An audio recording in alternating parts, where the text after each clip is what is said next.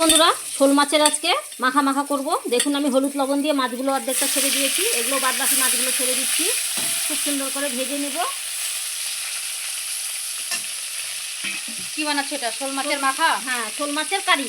কারি? হ্যাঁ, পেঁয়াজ রসুন দিয়ে একদম মাখা মাখা করব। ডাল করেছি, ডালের উপরে শুকনো, সেই সুন্দর লাগবে, সুন্দর জমে যাবে আজকে খাওয়াটা ফাটাফাটি দারুণ। দেখো শোল মাছগুলো খুব সুন্দর, জানো এটা একদম মাখা মাখা কষা কষা করবো। শুনেই তো জিভে জল চলে আসছে। এই যে বন্ধুরা, এই যে শোল মাছটা আমি খুব সুন্দর উল্টো পাল্টা খুব সুন্দর করে লাল লাল করে ভেজে নিচ্ছি। দেখুন দেখুন যেটা ভাজা হয়ে গেছে সেটা আমি তুলে নিচ্ছি।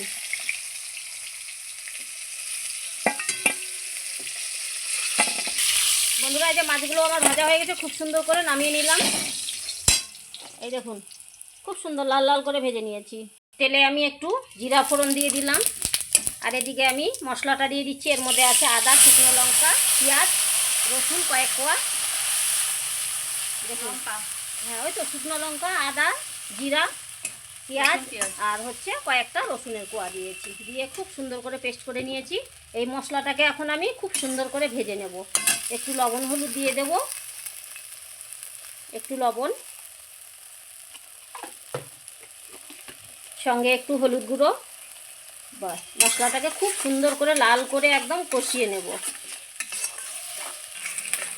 বন্ধুরা সামান্য একটু জল দিয়ে দিলাম বাটি ধুয়ে। দেখুন আবারও খুব সুন্দর করে আমি কষিয়ে নিচ্ছি।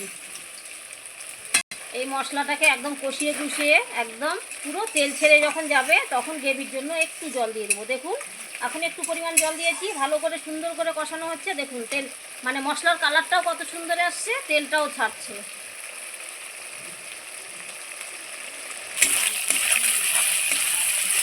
মশলাটা আমার খুব সুন্দর করে কষানো হয়ে গেছে, তেলও ছেড়ে দিয়েছে। এইবার অল্প করে জল দিয়ে দেবো গ্রেভির জন্য।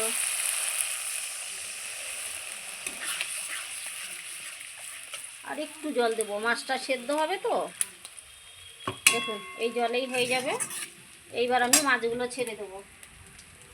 ঝোল আছে তো, ঝোল ফুটতে সময় নিলাম না, আমি মাছটা আগেই ছেড়ে দিলাম। ঝোল ফুটবে, আমার মাছটাও একবারে ফুটে যাবে, সেদ্ধ হয়ে যাবে।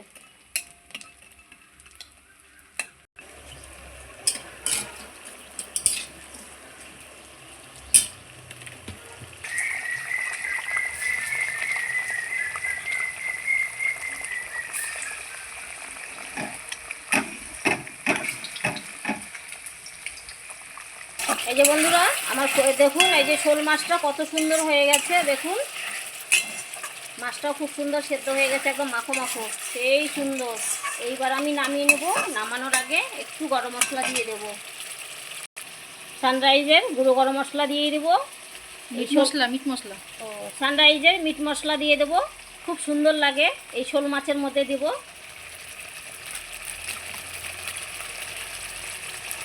দেখুন সামান্য একটু দিয়ে দিচ্ছি, মানে এটা টেস্টটা দ্বিগুণ বেড়ে যাবে, খুবই ভালো লাগবে, খেতেও খুব ভালো লাগবে, স্বাদটাও এত ভালো, অপূর্ব স্বাদ।